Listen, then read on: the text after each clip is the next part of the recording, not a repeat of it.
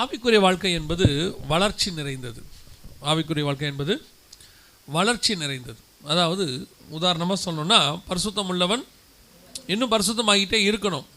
எப்போ வரைக்கும்? இயேசு வர வரைக்கும். அவர்கள் மகிமையின் மேல். இப்போ மகிமையில் என்ன இருக்குது? ஒரு வளர்ச்சி, ஒரு ஸ்டாண்டர்ட் இருக்குது. அடுத்து போயிட்டே இருக்கணும். நீதி செய்கிறவன் இன்னும் நீதி செய்யட்டும், அதுக்கும் ஒரு ஸ்டாண்டர்ட் இருக்குது. அப்போது எல்லாத்துக்குமே ஆவிக்குரிய வாழ்க்கையில் ஒரு ஸ்டாண்டர்ட் இருக்குது. அடுத்தடுத்த லெவலுக்கு போயிட்டே இருக்கணும், வளர்ந்துக்கிட்டே இருக்கணும். ஒரு ஆவிக்குரிய வாழ்க்கையில் இப்போ நம்மளை பொறுத்த வரைக்கும் ஆவிக்குரிய சபைக்கு வந்திருக்கிறோம். நான் வந்தேன், ரட்சிக்கப்பட்டேன், ஆண்டவரை ஏற்றுக்கொண்டேன், ஞானஸ்நானம் எடுத்தேன், பரிசுத்த அபிஷேகம் பெற்றேன். அதுக்கு பிறகு அவ்வளோதான். நான் சொல்கிறது நிறைய பேருக்கு உடன்பாடாக இல்லையான்னு தெரியாது. ஆனால் வசனத்தை பொறுத்த வரைக்கும் அப்படி தான் இருக்குது. நம்மளை பொறுத்த வரைக்கும் ஒரு ஆவிக்குரிய சபையில் ரட்சிக்கப்பட்டு ஞானஸ்நானம் எடுத்து மெம்பர் ஆகிட்டோம்னா சாவர வரைக்கும் நம்மளோட ஸ்டாண்டர்ட் அவ்வளோதான். நம்ம சொல்கிறது என்ன? 25 வருஷமாக நான் விசுவாசி, 20 வருஷமாக நான் விசுவாசி, 30 வருஷமாக விசுவாசி. அதில் நமக்கு ஒரு பெருமை இருக்குது. ஒரு சிலர்லாம் சொல்லுவாங்க, நான் சபை ஆரம்பித்த காலத்திலேருந்து இங்கே இருக்கிறது முக்கியம் இல்லை, எப்படி இருக்கிறோன்றதான் முக்கியம். நம்ம ஆவிக்குரிய வாழ்க்கையில் 30 வருஷமாக ஒரே ஸ்டாண்டர்டாக இருக்கிறோமா? 30 வருஷமாக ஒரு ஸ்டாண்டர்டில் ஒரு ஆள் அப்படியே இருக்குதுன்னா யோசித்து பாருங்களேன். ஒரு பையனை நீங்கள் சொல்லி பாருங்களேன், அந்த கிளாஸில் அவர் கிட்டத்தட்ட ஒரு 25 வருஷம் அதே கிளாஸில் தான் இருக்கிறாரு, ரொம்ப நல்ல பையன், ஸ்கூல் ஆரம்பித்தது அங்கே தான் இருக்கிறாரு. ஒரு பேஷண்ட்டை சொல்லி பாருங்கள், ஹாஸ்பிட்டலில் அவர் ரொம்ப நல்ல பேஷண்ட்டு, திறந்த நாள்லேருந்து அவர் தான் பேஷண்ட்டு, 25 வருஷமாக ஒரு அட்மிஷனில் தான் இருக்கிறாரு, இன்னும் வெளியே போகல. அது ஒரு சரியான சாட்சியாக இருக்குமா? இருக்காது. அப்போ என்ன சாட்சி? ஒரு ஆவிக்குரிய வாழ்க்கையில் ஒவ்வொரு வருஷமும் என்ன இருக்குது? ஒரு வளர்ச்சி இருக்குது. சரீரத்தில் வளர்ச்சி இருக்குது. குழந்தை பிறந்ததுலேருந்து அது வளர்ச்சி அடையணும். குழந்தை பிறந்த அன்னையிலேருந்து 15 வருஷமாக அது ஒரே சைஸில் தான் இருந்தால் வளர்ச்சியில் ஏதோ ப்ராப்ளம் இருக்குதுன்னு அர்த்தம். சரீரத்தில் எப்படி ஒரு வளர்ச்சி இருக்குதோ அதே மாதிரி உங்கள் ஆவிக்குரிய வாழ்க்கையில் என்ன இருக்குது? ஒரு வளர்ச்சி இருக்குது. அந்த வளர்ச்சி முதல்ல உங்களுக்கு தெரியணும், அதுக்கப்புறம் அடுத்தவங்களுக்கு தெரியணும். முதல்ல எனக்கே தெரியணுமே நான் வளர்ச்சி அடைஞ்சிருக்கேனா இல்லையா அப்படிங்கிறது.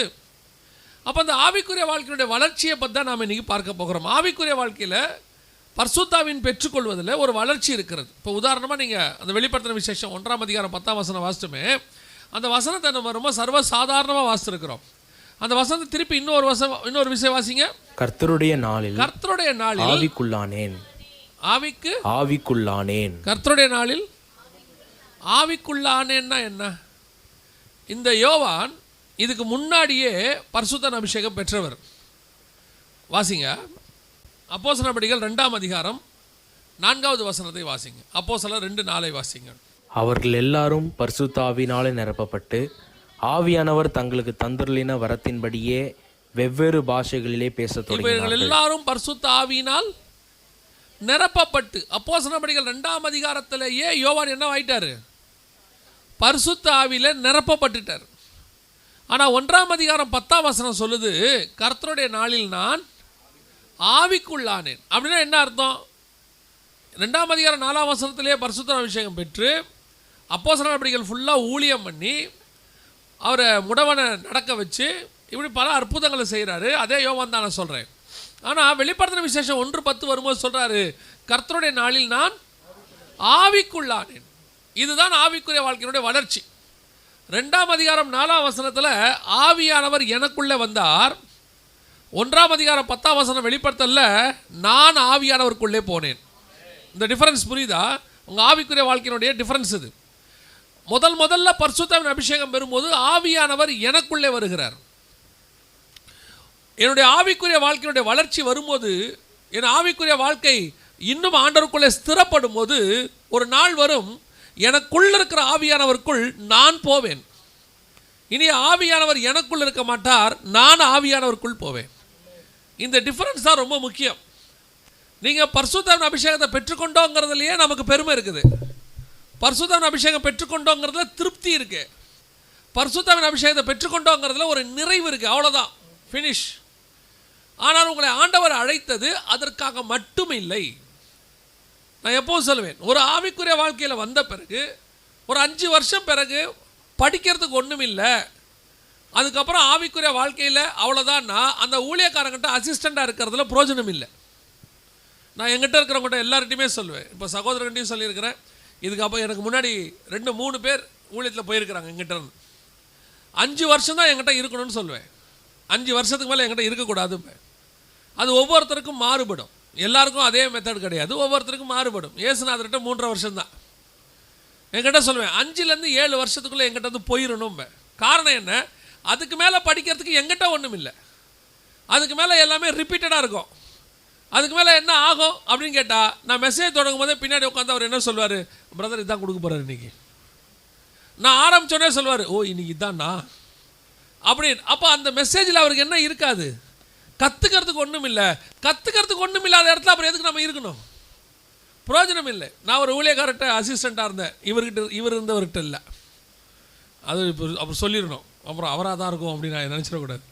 நான் ஒருத்தர்கிட்ட ஊழியத்துக்கு வந்த புதுசில் போய் அவர்கிட்ட ஒரு வருஷம் அசிஸ்டண்ட்டாக இருந்தேன். அவர் கூட ஒவ்வொரு நாளும் ட்ராவல் பண்ணுவேன், எங்கே போனாலும் பேக் தூக்கிட்டு போவேன். இது நடந்த சம்பவம், அண்ணனுக்கு தெரிஞ்சிருக்க வாய்ப்பு இல்லை. அப்போது 1 வருஷம் நான் அவர் கூட இருக்கும்போது ஒவ்வொரு நாளும் ஜெபம் பண்ணுவேன், ஆண்டவர்கிட்ட நான் இவர்கிட்ட என்ன கற்றுக்கணும் ஆண்டவரே. பார்க்கும்போது என்கிட்ட எனக்கு ரொம்ப டென்ஷனாக இருக்கும், இவர்கிட்ட நான் என்ன கற்றுக்க போகிறேன். ஒரு நாள் வந்துச்சு, ஒரு வருஷம் முடியும் போது ஆண்டவர் சொன்னார், ஒரு நாள் ரொம்ப இதாகிடுச்சு, வேதனையாகிடுச்சு. ஏன் ஆண்டவரே என்னை இவர்கிட்ட வச்சுருக்கிறீங்க? ஏன் அந்த மாதிரி சம்பவங்கள்லாம் நடக்குது. அப்போ ஆவியானவர் சொன்னார், நீ எதெல்லாம் கற்றுக்கக்கூடாதுன்னு இருக்குதோ அதெல்லாம் இங்கே வச்சுருக்கிறேன். இப்போ நீ 1 வருஷம் இவர் கூட இருந்திருக்கிற, இங்கே பார்த்த எதையுமே நீ என்ன செய்யக்கூடாது, உன்னுடைய மினிஸ்ட்ரியில் செய்யக்கூடாது. அதுக்கு தான் இவர்கிட்ட வச்சேன். அந்த 1 வருஷம் கழித்து கத்தர் வெளியே கொண்டு போனார். இன்னைய வரைக்கும் நான் சொல்லுவேன், அவர்கிட்ட இருக்கிற அந்த குணங்கள் எதுவும் எங்கிட்ட வராதபடி கத்தர் பார்த்து கொண்டார். ஒருகிட்ட இது நெகட்டிவாக கற்றுக் கொடுக்குறது, பாசிட்டிவாகவும் கற்றுக் கொடுக்கறது. ஒரு லிமிட்டுக்கு மேலே கற்றுக்கிறது ஒன்றும் இல்லைன்னா அங்கே இருக்கிறதுல அவசியமே இல்லை. அப்போது ஆவிக்குரிய வாழ்க்கையில் ஒரு லெவலுக்கு மேலே, இதுக்கு மேலே ஆவிக்குள்ள வளர்ச்சி இல்லை அப்படின்னா நீங்கள் பரிசுத்தாவை பெற்று பிரயோஜனம் இல்லை. அதுக்கப்புறம் பூமியில் இருக்கிறதுல பிரயோஜனமே இல்லை. அப்போ ஒரு வளர்ச்சி வளர்ந்துக்கிட்டே இருக்கணும். அப்போ இந்த பரிசுத்தாவி உங்களுக்குள்ளே வருவதற்கும் நீங்கள் பரிசுத்த ஆவியானவருக்குள் போவதற்கும் என்ன டிஃபரன்ஸ், அதை மட்டும்தான் நாம் இன்றைக்கி பார்க்க போகிறோம், பார்த்துட்டு ஜெபம் பண்ண போகிறோம். முதலாவது, பரிசுத்த ஆவியானவர் உங்களுக்குள்ளே வரும்போது நீங்கள் எப்படி இருந்தீர்கள், அவர்கள் எப்படி இருந்தார்கள். அப்போஸ்தலர்கள் வாசிங்க, அதே அப்போஸ்தலர் நடபடிகள் 2ஆம் அதிகாரத்தில் 4வது வசனத்தை வாசிங்க. அவர்கள் எல்லாரும் பரிசுத்த ஆவியினாலே நிரப்பப்பட்டு ஆவியானவர் தங்களுக்கு தந்தருளின வரத்தின்படியே வெவ்வேறு பாஷைகளிலே பேசத் தொடங்கினார்கள். நல்லா கவனிங்க, பரிசுத்த ஆவியானவர் வரும்போது அவர்கள் அத்தனை பேரும் என்ன பண்ணார்கள்? வெவ்வேறு பாஷைகளில். இப்போ நான் இதை சொல்கிறதுக்கு முன்னாடி இன்னொன்று சொல்லிட்டு போகிறேன். பரிசுத்தாவின் அபிஷேகத்தை நான் குறைவுபடுத்தலை, மட்டுப்படுத்தலை. நீங்கள் நினச்சிடக்கூடாது, ஓ பரிசுத்தாவின் அபிஷேகத்தை விட அவர் ஏதோ குறையா இல்லை. பரிசுத்தாவின் அபிஷேகம் என்பது ஒரு ஆரம்பம், அதனுடைய முடிவு ஒன்று இருக்குது. அதான் நான் சொல்கிறேன். நான் முடிவோடைய மேன்மையை சொல்லும் போது ஏதோ இதை குறைவுபடுத்துகிறேன்னு அர்த்தம் இல்லை. இப்போது ஃபஸ்ட் ஸ்டாண்டர்ட் எல்கேஜி படிக்கிறீங்கன்னு போது நீங்கள் டாக்டருக்கு படிக்கணும்னு சொன்னால் எல்கேஜி கேவலமான விஷயம் இல்லை. எல்கேஜி இருந்தால் தான் நீங்கள் டாக்டருக்கு வர முடியும், புரியுதா? ஆனால் எல்கேஜிலேயே இருக்கக்கூடாதுங்கிற, இன்னும் நீ எல்கேஜிலேயே இருக்கிறிய அப்படின்னா எல்கேஜி கேவலம் இல்லை, உன்னுடைய ஆவிக்குரிய வளர்ச்சி அந்த அளவுக்கு வரணும்னு அர்த்தம். அதை தான் உங்களுக்கு சொல்ல வரேன். அப்போ 4ஆம் அதிகாரத்தில் 4ஆம் வசனத்தில் என்ன வாசிக்கிறோம்? பரிசுத்த ஆவி உங்களுக்குள் வரும்போது அவர்கள் வெவ்வேறு பாஷைகளை என்ன செய்ய தொடங்கினார்கள்? பேச தொடங்கினார்கள். அதே நேரத்தில் ஆவிக்குள்ளாகிற அனுபவம் வரும்போது என்ன நடக்குது வாசிங்க. அதே 1ஆம் அதிகாரம் வெளிப்படுத்தின விசேஷம் 10வது வசனம். இந்த ரெண்டுத்தையும் கையில் வச்சுக்கோங்க. அப்போஸ்தலர் 2ஆம் அதிகாரத்தையும் வச்சுக்கொள்ளுங்க, வெளிப்படுத்தல் 1ஆம் அதிகாரத்தையும் கையில் வச்சுக்கொள்ளுங்க. அப்போ வாசிங்க, 1:10 வாசிங்க. கர்த்தருடைய நாளில் ஆவிக்குள்ளானேன், அப்பொழுது எனக்கு பின்னாலே எக்கால சத்தம் போன்ற பெரிதான ஒரு சத்தத்தை கேட்டேன். நல்லா கவனிங்க, பரிசுத்தாவி இவங்களுக்குள்ளே வரும்போது இவர்கள் வெவ்வேறு பாஷையில் பேசினார்கள், ஜனங்கள் அதை கேட்டார்கள். நல்லா புரியுதா? ஆனால் இவர் ஆவிக்குள்ளாகும் போது இவர் பேசவில்லை, கர்த்தர் பேசினார், இவர் கேட்டார். இந்த ஆவிக்குள்ளாகிற அனுபவத்தோட டிஃபரன்ஸ் தெரியுதா? பரிசுத்தாவிக்குள்ள உங்களுக்குள்ள பரிசுத்தாவியானவர் வரும்போது நாம் அந்நிய பாஷை பேசுகிறோம், பற்பல பாஷை பேசுகிறோம், வெளிப்பாடு பேசுகிறோம், செய்தி பேசுகிறோம், அநேகருக்கு சுவிசேஷத்தை ஆவியானவர் உணர்த்துறாரு, தீர்க்க தரிசனம் சொல்லுகிறோம், எல்லாம் இருக்குது, வியாக்கரணம் பண்ணுகிறோம், எல்லாம் இருக்குது. இது பரிசுத்தாவி உங்களுக்குள்ளே வரும்போது நடக்கிறது. இதைத்தான் வாழ்நாள் ஃபுல்லாக வச்சுக்கிட்டு ஓட்டி முடிச்சிட்டோம் நாங்கள்லாம்.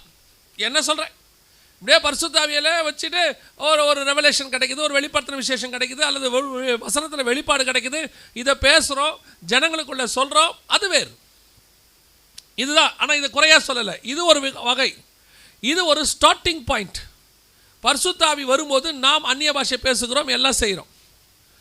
இதோட கூட முடிவுக்கு வந்துடக்கூடாது. இதோட அடுத்த ஸ்டேஜ் ஒன்று இருக்குது. நீங்கள் ஆவிக்குள்ளாகிற அனுபவத்துக்கு வரும்போது நீங்கள் பேச மாட்டீர்கள், உங்கள் ஜெப நேரங்களில் கர்த்தர் பேசுவார். இப்போ கூட நீங்கள் சொல்வீங்க கர்த்தர் பேசினார். கர்த்தர் எப்படி பேசினார்? செய்தியின் வழியாக பேசினார், பாஸ்டர் மூலமாக பேசினார், அப்புறம் வந்துட்டு வசனத்தின் மூலமாக பேசினார். அதெல்லாம் நான் குறையா சொல்ல, எல்லாம் உண்டு தான்.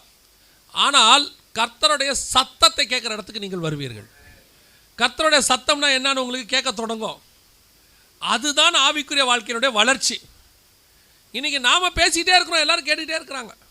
அதில் வந்து வேறு ஒரு சிலர்லாம் சொல்லுவாங்க, செய்தி சூப்பராக இருந்துச்சு, வசனம் நல்லா இருந்துச்சு. நல்லது, உண்மைதான். ஆனால் இதில் நான் திருப்தி அடைகிறதுக்கு ஒன்றும் இல்லை. ஏறாவது கூட நல்லா பேசுவார். ஏறது கூட என்ன செய்வார்?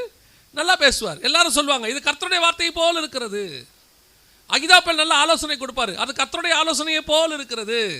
சவுலும் தீர்க்க தரிசனம் சொல்வார், அவரும் தீர்க்கதரிசியில் ஒருவராக எண்ணப்பட்டார். இது அல்ல, நிறைய பேர் பாராட்டுறது அல்ல, அது அது கர்த்தர் கொடுக்குற கிருபை, அது வேற.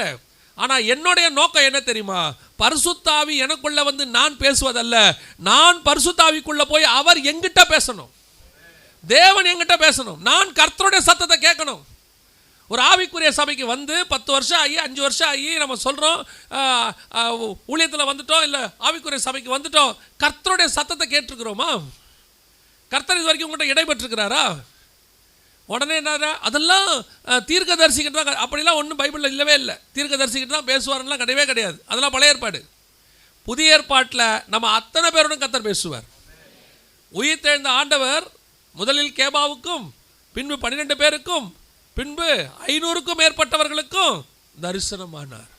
கர்த்தர் யார் யாருக்கெல்லாம் வெளிப்படுத்த நினைக்கிறோம் எல்லாருக்கும் வெளிப்படுத்துவார். யார் வேணாலும் கர்த்தரோட சத்தத்தை கேட்கலாம். கர்த்தர் பேசுவதுக்கு ரெடி, கேட்கறதுக்கு நீங்கள் ரெடியாக இருக்கிறீங்களா? அந்த இடத்துக்கு நீங்கள் வந்திருக்கிறீங்களா? ஆவிக்குரிய அனுபவத்துக்கு வந்திருக்கிறீங்களா? நான் சொல்லுவேன், உங்களுடைய கணவன் இருக்கிறார் வீட்டில், அந்த கணவனை குறித்து அந்த ஊரில் இருக்கிறவர்களுக்கு ஒரு அளவுக்கு தெரியும். நான் சொல்கிறது புரியுதா? இப்போது அண்ணன் போகிறாங்க, போகும்போது இந்த ஏரியாவில் இருக்கிறவங்களுக்கு தெரியும், அவங்க பாஸ்டராக இருக்காங்க, அவங்களுக்கு 2 பசங்க இருக்காங்க, அவங்க வந்து ஊழியத்துக்கு போவாங்க வருவாங்க. அவங்க வந்துட்டு சிலர்லாம் இன்னும் கொஞ்சம் கூட கண்டுபிடிப்பாங்க, அவங்க இந்த கலர் சட்டை தான் போடுவாங்க, அவர் ரொம்ப அமைதியாக நடக்கிற மனுஷன், இதெல்லாம் சொல்லுவாங்க. இது எல்லாரும் சொல்லுவாங்க. ஆனால் மணவாட்டிக்கு தான் அவங்களுக்கு தெரியாததெல்லாம் தெரியும். அவங்களுக்கு தெரிஞ்சது மட்டும் மணவாட்டிக்கு தெரிஞ்சிருந்தா, மனைவிக்கு தெரிஞ்சிருந்தா அதில் ஒரு பிரயோஜனம் இல்லை. அதான் எல்லாருக்கும் தெரியுமே. எல்லாரும் பேசுகிற மாதிரி நான் ஆவிக்குரிய வாழ்க்கையில் பேசினா நான் 10ஓட 11. யாருக்கும் தெரியாத ஒன்று எனக்கு தெரிஞ்சாதான் நான் மணவாட்டி. இப்போ அண்ணனை பற்றி அவங்க சிஸ்டர் கேட்கும் போது அவங்க தனிப்பட்ட முறையில் சில விஷயங்கள், அவருக்கு இது பிடிக்கும், இது பிடிக்காது, இது சாப்பிடுவார், இது சாப்பிட மாட்டார், இதெல்லாம் வேறு யாருக்குமே தெரியாது. யாருக்கு தெரியும்? மணவாட்டிக்கு மட்டும்தான் தெரியும். அப்போ நான் ஆவிக்குரிய வாழ்க்கையில் மணவாட்டியாக மாறுறேன், கர்த்தரோடு கூட இருக்கிறேன், இன்னும் நெருங்கி இருக்குன்னா என்ன அர்த்தம்? நாங்கள் எல்லாம் ஆவியில் நேரம் ஜோம் பண்ணுவோம், நாங்கள் எல்லாம் கூடி ஒன்றா ஜோம் பண்ணுறோம், நாங்கள் ஜோம் பண்ணும்போது ஆவியானவர் இறங்குவார், எங்கள் சபையில் ஆராதனை நல்லா இருக்கும், எல்லாம் உண்மை. What is your personal experience with the God? That is very important. உங்களுடைய தனிப்பட்ட வாழ்க்கை கர்த்தரோடு கூட எப்படி இருக்கிறது? உங்கள் தனிப்பட்ட ஆவிக்குரிய வாழ்க்கையில் கர்த்தரோடைய சத்தத்தை கேட்டிருக்கிறோமா? We are satisfied with the spiritual life. அதான் ரொம்ப பிரச்சனை. இப்போ நம்ம என்ன ஆகிறோம்? நம்ம ஆவிக்குரிய வாழ்க்கையில் ஒரு திருப்தி நிலைமைக்கு வருகிறோம். ஒரு திருப்தி நிலைமை வரும்போது தேக்கம் வரும். நான் சொல்கிறது புரியுதா? ரொட்டீன் லைஃப், ரொட்டீன் ஆவிக்குரிய வாழ்க்கை, இதுதான் உங்களுடைய மொத்த ஸ்டாண்டர்ட்னா அதுக்கப்புறம் நீங்கள் இந்த பூமியில் இருக்க வேண்டிய அவசியமே கிடையாது. எதுக்கு ஆண்டவர் வச்சிருக்கிறாரு? இல்லை நான் பேர பிள்ளைகளை பேத்தியெல்லாம் பார்த்துட்டு சாவர வரைக்கும் அதெல்லாம் புதிய ஏற்பாட்டில் கிடையவே கிடையாது. புதிய ஏற்பாட்டில் அந்த மாதிரி ஆசீர்வாதம்லாம் கிடையாது. அதெல்லாம் வந்து பழைய ஏற்பாட்டில் சொல்லப்பட்ட பூமிக்குரிய ஆசீர்வாதம். பழைய ஏற்பாட்டை பொறுத்தவரை, புதிய ஏற்பாட்டை பொறுத்த வரைக்கும் ஆவிக்குரிய மேலான, அதான் வசனம் சொல்லுது, சிங்காசனத்துக்கு வலதுபுறத்தில் உள்ள மேலானவைகளையே நாடுங்கள். நான் மேலான ஆசீர்வாதத்துக்காக தான் பூமியில் இருக்கிறேன். அப்போ எனக்கு இந்த பூமியில் இருக்கிற ஆசீர்வாதம் இல்லையா? அதெல்லாம் கூட கொடுக்கப்படும், தேவைப்பட்டால் கர்த்தர் கொடுப்பார். அதாவது பழைய ஏற்பாட்டில் பரலோகம் அவங்களுக்கு வாக்குத்தத்தம் பண்ணப்படலை. என்ன பழைய ஏற்பாட்டில் பரிசுத்தவானா நீங்கள் வாழ்ந்தாலும், எபிரேயர் 11:39 சொல்லுது, அவர்கள் எல்லாரும் விசுவாசத்தினாலே நற்சாட்சி பெற்றிருந்தும் வாக்குத்தத்தம் பண்ணப்பட்டதை அடையாமல் போனார்கள். அவங்களுக்கு அது கொடுக்கப்படலை. அவங்க மேல் பாதாளத்துக்கு போயிட்டாங்க. அதனால தான் சங்கீதக்காரன் சொல்கிறான், தேவரீர் என் ஆத்மாவை தாழ்ந்த பாதாளத்துக்கு தப்புவித்தீர். யாக்கோபு சொல்கிறார், என் நரைமயிரை துக்கத்தோடு கூட பாதாளத்தில் இறங்கப்பட. அவங்களாம் மேல் பாதாளத்துக்கு தான் போனாங்க, பரலோகம் இல்லை. அதனால் பூமியில் இருக்கிற நாளளவும் அவங்களுக்குள்ள பூமிக்குரிய ஆசீர்வாதங்களை பற்றி மட்டும் சொல்லப்பட்டது நியாயப்பிரமாணத்தில். உனக்கு பிள்ளையை கொடுப்பேன், நீடித்த ஆயுஸ் கொடுப்பேன், செல்வந்தனாக இருப்பேன், தேசத்தை கொடுப்பேன், அதை கொடுப்பேன், இதை கொடுப்பேன். ஆனால் புதிய ஏற்பாட்டை பொறுத்த வரைக்கும் நமக்கு பரலோகம் வாக்குத்தத்தம் பண்ணப்பட்டிருக்கிறது. ஆவிக்குரிய மேலான ஆசீர்வாதங்கள் வாக்குத்தத்தம். அப்போ இந்த பூமிக்குரிய ஆசீர்வாதங்கள் நீங்கள் அதை பற்றி கவலைப்பட வேண்டிய அவசியம் இல்லை. உங்களுக்கு என்ன கர்த்தர் நியமித்தாரோ அது வரும், அதை கர்த்தர் கொண்டு வந்து கொடுப்பார். அப்போ என்னுடைய வாஞ்சை என்ன?